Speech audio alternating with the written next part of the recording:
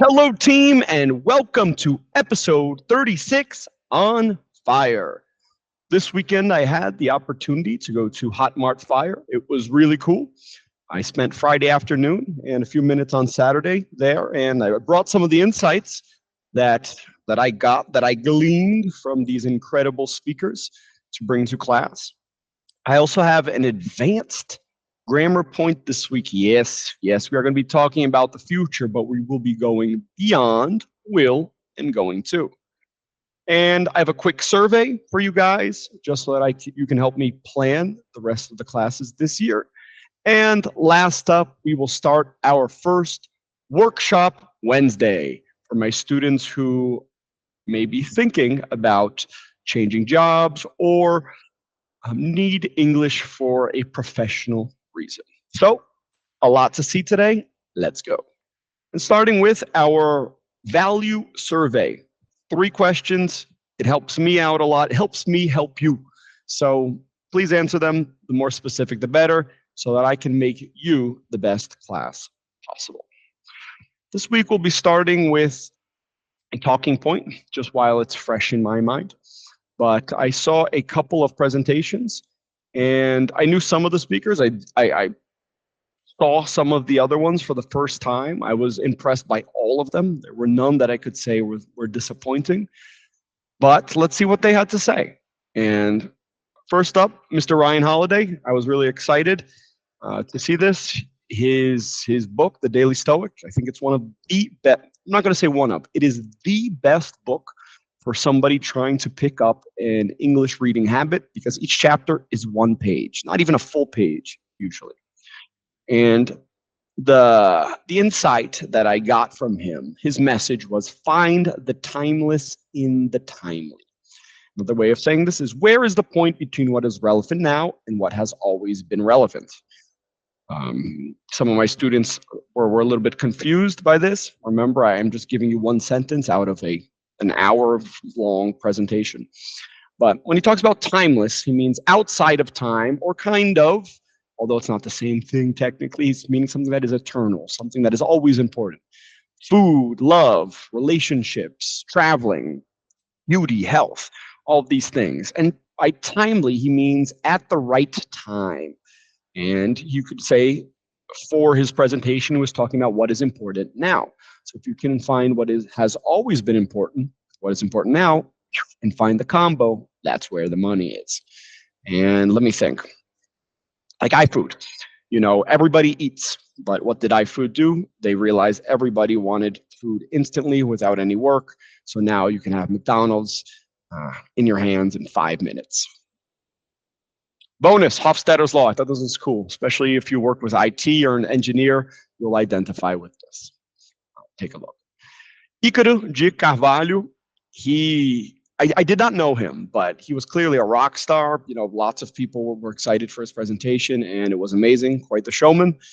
And his main message was, everything should be done with intent.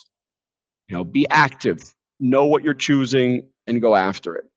It's one thing if every 5 minutes you're stopping to go on Instagram. It's another thing if you have a moment in your day, in your week, where you go and you laugh and you see some memes and send them to your friends and check out what's happening in people's lives.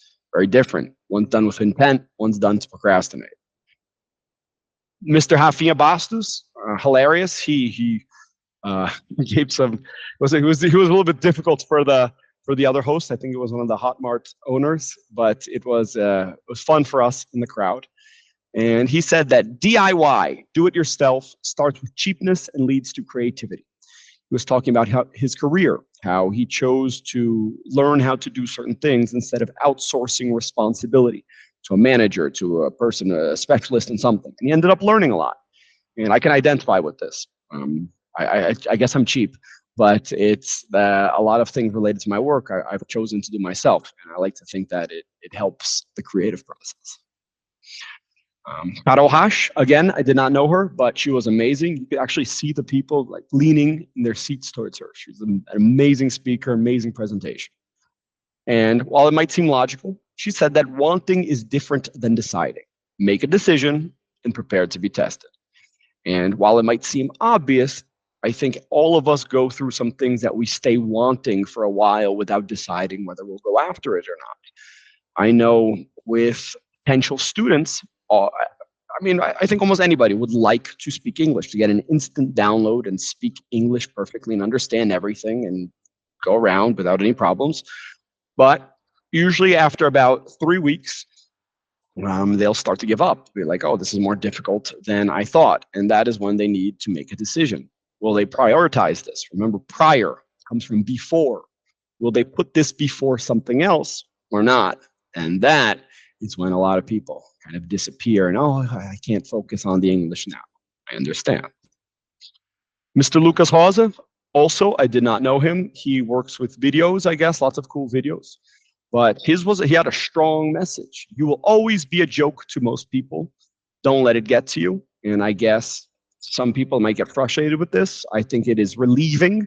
Most people don't really care. They don't even think about you. Think about the most famous, successful people out there. People use their names as jokes. So why should we be so special?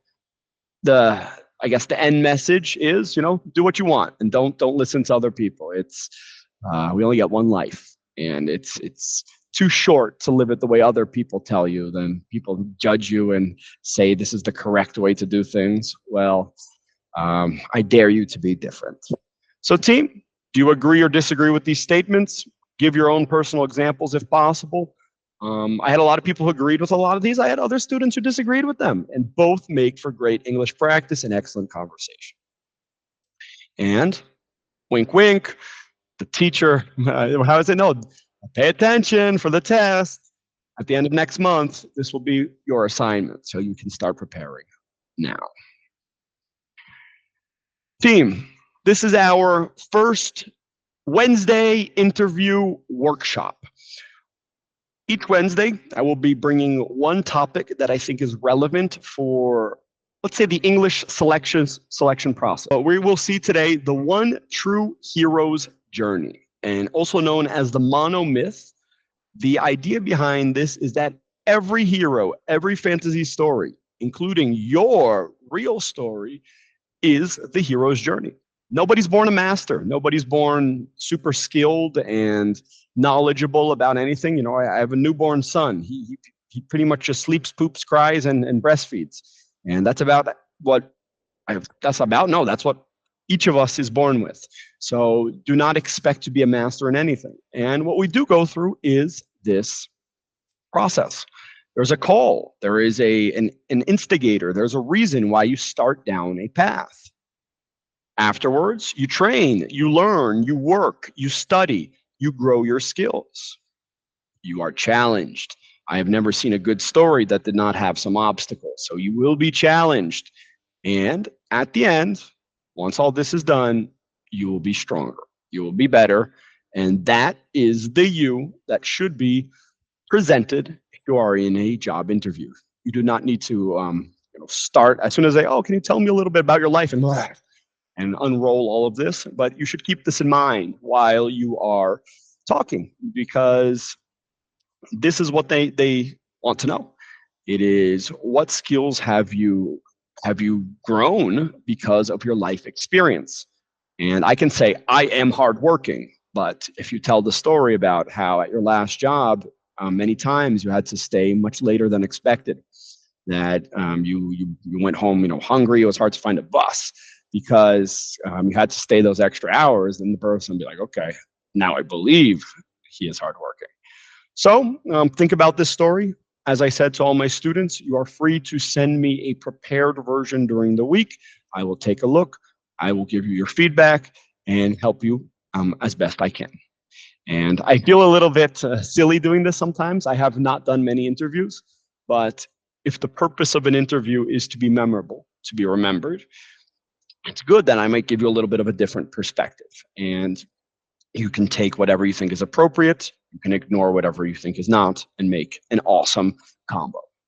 All right. And team, if you don't believe me, pick your favorite fantasy story and see if it fits into this. Watch. Harry Potter, it's an easy one. So he receives a message. You, Harry, you're a wizard. And all of a sudden, he is extraordinary. He is special. He is Duh, Harry Potter. And he goes to school where he is trained directly in the wizarding ways. And he has Malfoys and Snapes and Voldemorts and all kinds of um, problems that he faces, often with the help of Mr. Ron and Miss Hermione. And at the end, we get a stronger, better, faster, more magical Harry Potter. So see if you can do this kind of circle in your life and see if you can fit your experiences into the hero's journey. Next up, our grammar point. This is an advanced grammar point. And like I always say, let's start with what's most important. And team, if you can use going to, if you can use will, that's 45, 90% of what you need to know in the future. You're great. But there is that other 10%. And let me give you an example. If I say, I will go to the supermarket. I've used will. Everybody knows will. But if I say I'm going to the supermarket, I have technically not used the going to grammar point. That would be I am going to go to the supermarket, where it's kind of like an intention.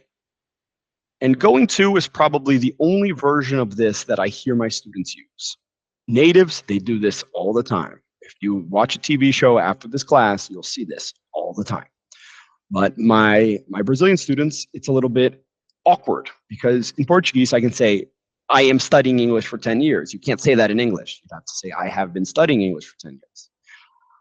But with English, you can say, I am studying English next week. I'm studying English later at 8 p.m. with my awesome teacher, John. And that does not seem normal in Portuguese.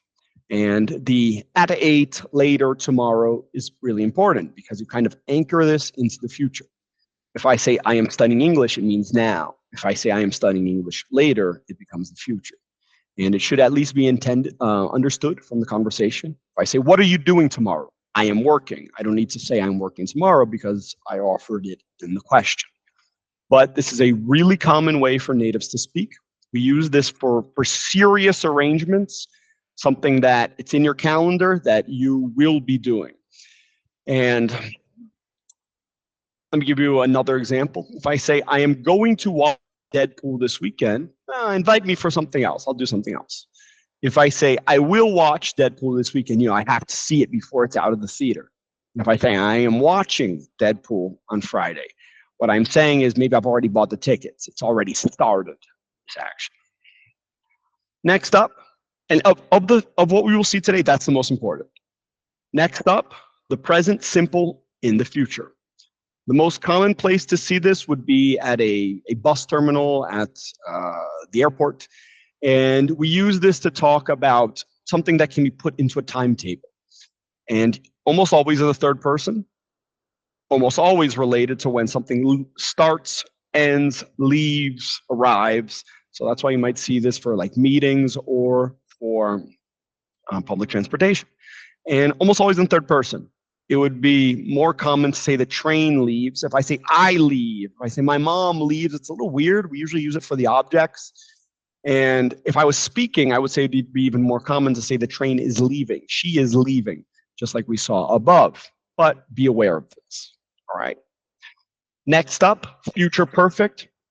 I like to tell my students that their goal is to speak better than the average native. If you go into the middle of the US, they do not speak that well. And this is a common mistake. So let's say I have an assignment to finish by Friday. I can say I will finish by Friday, but technically it is incorrect. You should say I will have finished by Friday because I can finish, then today's Monday. I can finish Tuesday, Wednesday, Thursday. But if I say I will finish on Friday, that would be correct, specifically on Friday. So if you have this flexibility, if you have a period of time when something could be done, like a due date, it should be will have. Another example, let's say that João has been married for 9 years and 11 months. He can round it by saying, oh, we have been married 10 years. We will have been married 10 years in October. So we use this to round to a future date. Future continuous is pretty logical. My students don't have problems with this, but will be ing. What will you be doing at a certain point? On Friday, I will be traveling. Saturday morning, I will be watching this. And the last up, thank you, Mr. Gu. It was his idea that actually brought this class to life. He asked about something like this, where we use the infinitive for a formal announcement. And here, the president to address the nation tomorrow evening. Let's say the soccer player, Huki, he is injured. Huki to return in the next day, in the next game. NVIDIA to release a new something. So we use this for pretty formal announcements. You do not need to use this to say this. You should be aware of it if you see it, because it seems weird if you translate it into Portuguese. Last up, a meme. We had a lot, so we have an easy challenge. Take this meme and make a report, an announcement about something to happen. All right? So team, thank you. I know it was a lot. I will be introducing some more topics, so pick what you think is most important to your studies. Always start with that. But like always, thank you, and I hope to see you in class.